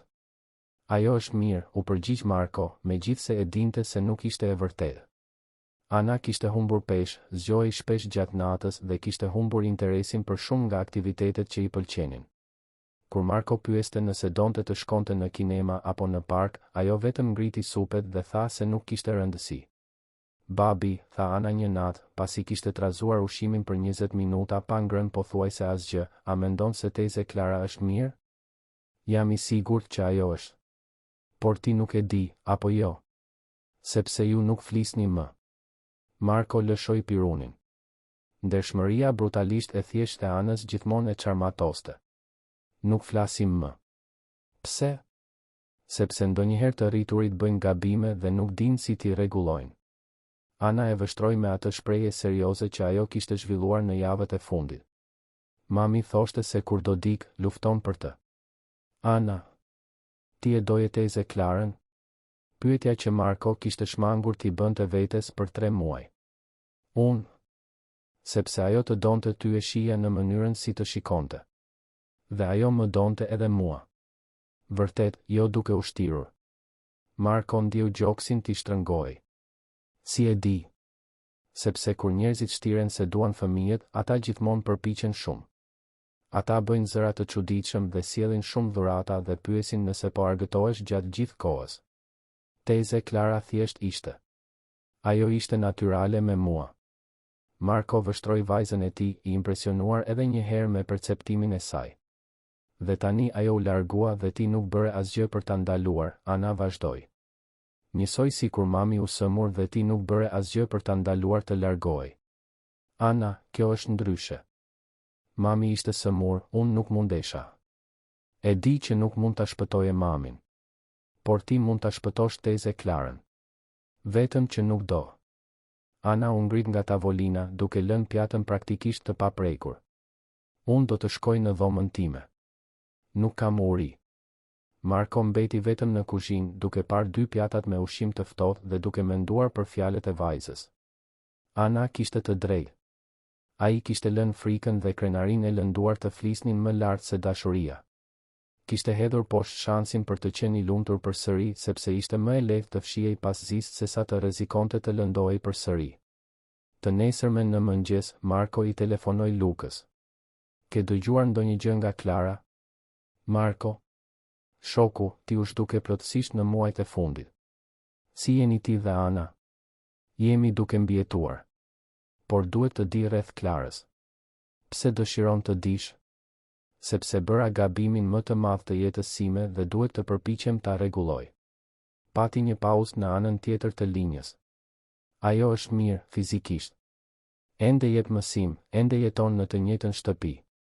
Por Marko, ajo është ndryshe. Më e mbyllur, më e trishtuar. Pyeti për ju disa herë, por ndaloi pasi e bëra të qartë se ti nuk doje kontakt. Unë duhet të flas me të. Je i sigurt? Sepse herën e fundit që folët, jam i sigurt. Ose të paktën duhet të provoj. Marko kaloi pjesën tjetër të ditës duke provuar atë që do t'i thoshte Klarës, por kur më në fund mblodhi guximin për të shkuar në shtëpinë e saj, zbuloi se nuk do të ishte aq e thjeshtë. Ajo nuk ishte aty. Zonjusha Klara ka udhëtuar, tha fqinja kur Marko pyeti. Ka një javë.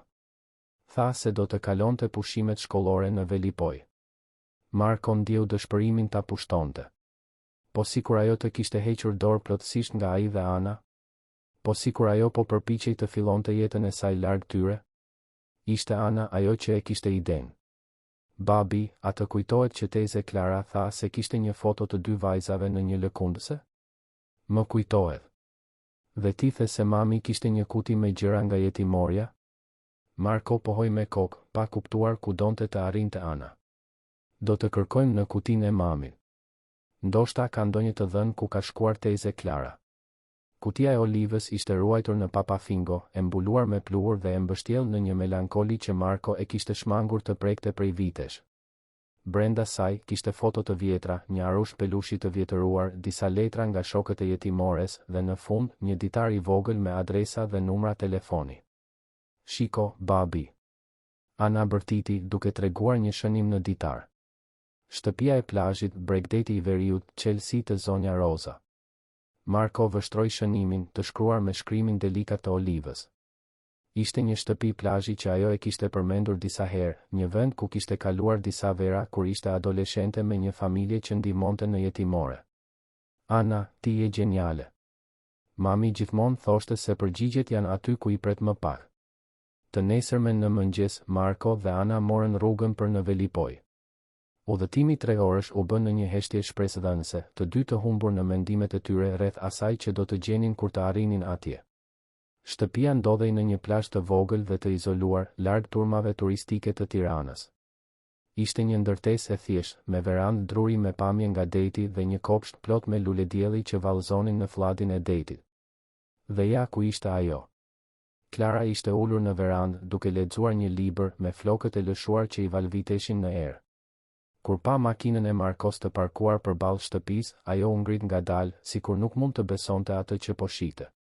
Teze Klara. Ana bërtiti duke u hedhur nga makina dhe duke vrapuar drejt verandës. Klara zbriti shkallët me vrap dhe përqafoi Anën fort, sikur po mbante diçka të çmuar që kishte humbur.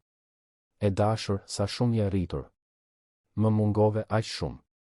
Edhe ti më mungove. Shumë, shumë vërtet. Marko u afrua më ngadalë, i pasigurt si do të pritej. Përshëndetje, tha ai thjesht. Përshëndetje, u përgjigj Klara duke e vështruar mbi kokën e Anës. A mund të flasim? Klara hezitoi për një moment, pastaj pohoi me kokë. Ana, si thua të eksplorosh plazhin ndërsa unë dhe babi flasim? Por mos u largo shumë. Ana doli duke vrapuar drejt dallgëve, qartësisht e lumtur që ishte pranë tezës sërish. Marko dhe Klara qëndruan në verandë duke vëzhguar vajzën që luante në rër. Si më gjetët? Pyeti Klara. Ana kujtoi kutinë me gjërat e olivës. Kishte adresën e kësaj shtëpie të shënuar në ditarin e saj. Oliva ka qenë këtu? Disa herë, kur ishte adoleshente. Gjithmonë fliste për këtë vend si strehën e saj. Klara buzëqeshi me trishtim. Qesharake. Kur kisha nevojë për një vend për të menduar, diçka më solli këtu. Sikur ajo po më udhëzonte. Marko ju afrua. Klara, unë duhet të kërkoj falje. Marko. Jo, më lër të flas. Unë thash gjëra të tmerrshme për ty, gjëra që nuk i ndjeja, gjëra që i thash sepse kisha frikë. Frikë nga çfarë? Frikë se do të dashurohesha me ty. Frikë se do të largoheshe. Frikë se po tradhtoj kujtesën e olivës. Marko mori frym thellë. por kryesisht frikë se do të isha i lumtur përsëri. Klara e vështroi me lot në sy. Dhe tani? Tani e di që Oliva nuk do të më falte kur nëse do të lija frikën të më pengonte të doja. Dhe e di që Ana nuk do të më falte kur nëse do të lija krenarin të më pengonte të luftoja për familjen tonë. Familjen tonë? Nëse ti dëshiron. Nëse ti ende më do. Klara ju afrua duke i vënë dorën në fytyrë Markos. Marko, unë të dua. Jo si motrën e Olivës, jo si zëvendësuese të dikujt, por si Klara duke dashur Markon. Kjo nuk ka ndryshuar kurrë. Edhe unë të dua. Dhe më morën 3 muaj për të pasur guximin ta pranoja këtë para vetes. Ata u puthën aty në verandë, me zërin e dallgëve dhe lulediellit që vallëzonin në erë, ndërsa Ana ndërtonte kështjella rëre në plazh. Dhe Viktor, pyeti Klara kur u ndan. Viktor do të duhet ta pranoj. Sepse këtë herë unë do të luftoj për ty për ne. Dhe nëse ai përpiqet ta përdor këtë kundër teje në rishikimin e kujdestarisë, Marko buzëqeshi. Atëherë do t'i tregojmë atij se një familje që dashurohet është gjëja më e mirë që mund t'i ndodh Anës. Ata kaluan fundjavën në shtëpinë e plazhit duke rindërtuar lidhjen e tyre dhe duke planifikuar të ardhmen. Ana ishte rrezatuese, duke u kthyer në fëmijën e gëzuar dhe të folur që kishte qenë parandarjes. Natën e fundit, ndërsa Ana flinte në dhomën ngjitur, Marko dhe Klara biseduan në verandë deri në agim. Ka një gjë që dua të pyes, tha Marko, duke mbajtur dorën e Klarës. Çfarë? Martohu me mua. Klara e vështroi e surprizuar. Marko. E di që është shumë herët, e di që kemi ende gjëra për të zgjidhur, por nuk dua të humbas më kohë. Kemi humbur tashmë 3 muaj për shkak të frikës dhe krenarisë sime. Nuk dua të humbas asnjë ditë më shumë. Dhe Ana? Çfarë do të mendoj ajo? Marko buzëqeshi. Ana më tha 2 javë më parë se duhej të luftoja për ty, mendoj se ajo e miraton. Klara qeshi mes lotëve. Atëherë po. Po, martohem me ty. Kthimi në Tiranë ishte krejtësisht ndryshe nga udhëtimi i vajtjes. Ana bisedonte me entuziazëm rreth shkollës, shokëve, planeve për pushime, ndërsa Marko dhe Klara bënin plane për të përballuar së bashku sfidat që i prisnin. Dhe kishte sfida. Viktor nuk ishte as pak i kënaqur kur mori vesh për fejesën, por gjërat kishin ndryshuar. Marko nuk ishte më në mbrojtje. Ai po luftonte për familjen e tij dhe kjo bëri të gjithë ndryshimin. Në seancën e rishikimit të kujdestarisë 6 muaj pas të parës, Marko u paraqit i shoqëruar nga Klara dhe një avokat kompetent që kishte arritur të mblidhte prova të forta rreth qëndrueshmërisë së familjes që ata kishin ndërtuar. Ana, tashmë 10 vjeç, u dëgjua gjithashtu nga gjykatësi. Ana, tha gjykatësi me butësi, je e lumtur me situatën aktuale në shtëpi? Shumë e lumtur. Babi im po buzëqesh sërish dhe unë kam një familje më të madhe tani. Teze Klara, dua të them, njerëka ime e ardhshme më mëson gjëra rreth mamit që nuk i dija kurrë. Dhe ajo më do vërtet, jo sepse duhet të më doj. A mendon se babai yt po bën zgjedhje të mira për ty? Ana vështroi Markon dhe Klarën të ulur bashkë në sallë. Mendoj se babi im më në fund mësoi se të duash më shumë njerëz nuk do të thotë të duash më pak mamin. Dhe mendoj se mami do të ishte shumë e lumtur të dinte se ai gjeti motrën e saj. Gjykatësi buzëqeshi. Duke marrë parasysh progresin e dukshëm në qëndrueshmërinë familjare dhe mirëqenien e qartë të miturës, mbikëqyrja gjyqësore përfundon zyrtarisht. Kujdestaria e plot mbetet me babain. Viktor nuk u duki surprizuar nga vendimi. Në daljen nga gjykata, ai u afrua Markos. Ajo duket një grua e mirë, tha, duke parë Klarën që bisedonte me Anën në trotuar. Është. Dhe Ana është qartësisht e lumtur. Është. Viktor pëshertiu. Ndoshta kam qenë shumë mbrojtës. Oliva gjithmonë ka qenë e veçantë për mua, dhe kur ajo u nda mendoj se e transferova atë mbrojtje te Ana. Unë e kuptoj. Dhe faleminderit që u shqetësuat për të. Kujdesuni mirë për njëri tjetrin. Do të kujdesemi. Marko dhe Klara u martuan në një ceremoni të vogël dhe intime në të njëjtën kishë ku ai ishte martuar me Olivën vite më parë. Por këtë herë ishte ndryshe. Nuk ishte një përsëritje e së kaluarës, por fillimi i një kapitulli të ri. Ana ishte shoqëruesja e Nusës, duke mbajtur një buqet me lule dielli dhe duke buzëqeshur më shkëlqyeshëm se sa Marko kishte parë prej vitesh. Gjatë ceremonisë, kur prifti pyeti nëse kishte ndonjë pengesë për martesën, Ana bërtiti vetëm nëse ndryshojnë mendje, duke bërë të qesh gjithë kisha. Në festë, e cila u mbajt në shtëpinë e plazhit ku ata ishin ribashkuar, Ana mbajti një fjalim që i la të gjithë të emocionuar.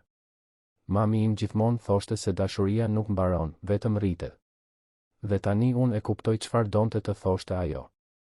Dashuria që babi im kishte për mamin nuk u zvogëlua sepse ai e do Klarën. Dhe dashuria që Klara ka për motrën e saj nuk u zvogëlua sepse ajo na do ne. Dashuria vetëm u rrit dhe familja jon u rrit bashkë.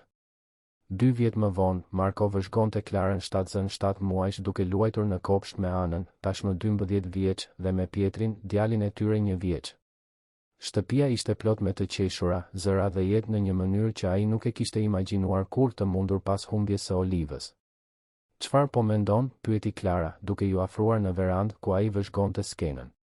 Po mendoj sa e çuditshme është jeta. Humba gruan që doja dhe mendova se nuk do të isha kur i lumtur përsëri.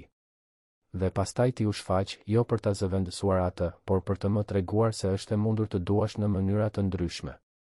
A mendon se Oliva do ta miraton të gjithë këtë? Marko vështroi Anën duke i mësuar Pietrit të ecte mes lulediellit të kopshtit, Klarën me dorën në bark ku po rritej fëmia i tyre i tretë, shtëpinë plot me dashuri dhe gëzim. Mendoj se ajo do të donte. Dhe do të falenderonte që do aq mirë atë që ajo la pas. Klara buzëqeshi dhe puthi burrin e saj. Mendoj se ajo na solli njëri tjetrit. Në një farë mënyre, ajo e dinte se ti do të kishe nevojë për motrën e saj, aq sa motra e saj do të kishte nevojë për ty. Atë natë, pasi fëmijët ranë në gjumë, Marko gjeti Anën duke parë nga dritarja e dhomës drejt kopshtit të ndriçuar nga hëna. Çfarë po bën zgjuar, princesh? Vetëm po mendoj. Për çfarë? Ana buzëqeshi. Për sa me fat jemi. Kemi një familje që u rrit në vend që të zvogëlohej. Dhe jam e sigurt që mami është e lumtur duke parë gjithë këtë. Marko përqafoi vajzën. Jam i sigurt që po. Babi? Po. Faleminderit që e kërkove teze Klarën kur ajo u largua. Faleminderit që luftove për familjen tonë. Faleminderit që më kujtove se dashuria ja vlen të luftohet. Marko e futi Anën në shtrat dhe u kthye në dhomën e tij, ku Klara tashmë po flinte. Para se të shtrihej, ai vështroi nga dritarja drejt kopshtit plot me lule dielli që gruaja e tij kishte mbjell, të njëjtat lule që Oliva kishte dashur në jetë. Dhe për herë të parë pas vitesh, Marko ndjeu se kishte përsëri një familje të plotë. Jo sepse kishte zëvendësuar atë që humbi, por sepse kishte gjetur një mënyrë të re dhe të papritur për të dashur dhe për të qenë i dashur. Fundi i historisë. Të dashur dëgjues, shpresojmë që historia e Markos, Klarës dhe Anës t'ju ketë prekur thellë në zemër. Ky rrëfim na kujton se dashuria e vërtet nuk njeh kufi dhe se familja është shumë më tepër se lidhjet e gjakut, është zgjedhja e përditshme për të dashur dhe për t'u kujdesur për njëri tjetrin. Për të vazhduar këtë udhëtim emocional me ne, kemi përgatitur një playlist të veçantë me histori po aq magjepse rreth dashurisë, familjes dhe shanseve të dyta. Mund ta gjeni duke klikuar këtu pranë. Nëse kjo histori ju emocionoi aq shumë sa na emocionoi ne kur e treguam, mos harroni të abonoheni në kanalin ton dhe të lini një pëlqim në këtë video. Çdo ditë sjellim rrëfime unike që eksplorojnë kompleksitetin dhe bukurinë e jetës njerëzore. Ndani në komente cila ishte pjesa e historisë që ju la më shumë përshtypje, duam të dim si u ndjet duke shoqëruar këtë udhëtim dashurie dhe ribashkimi. Deri në historinë tjetër, dhe mbani mend, dashuria gjithmonë gjen një rrugë.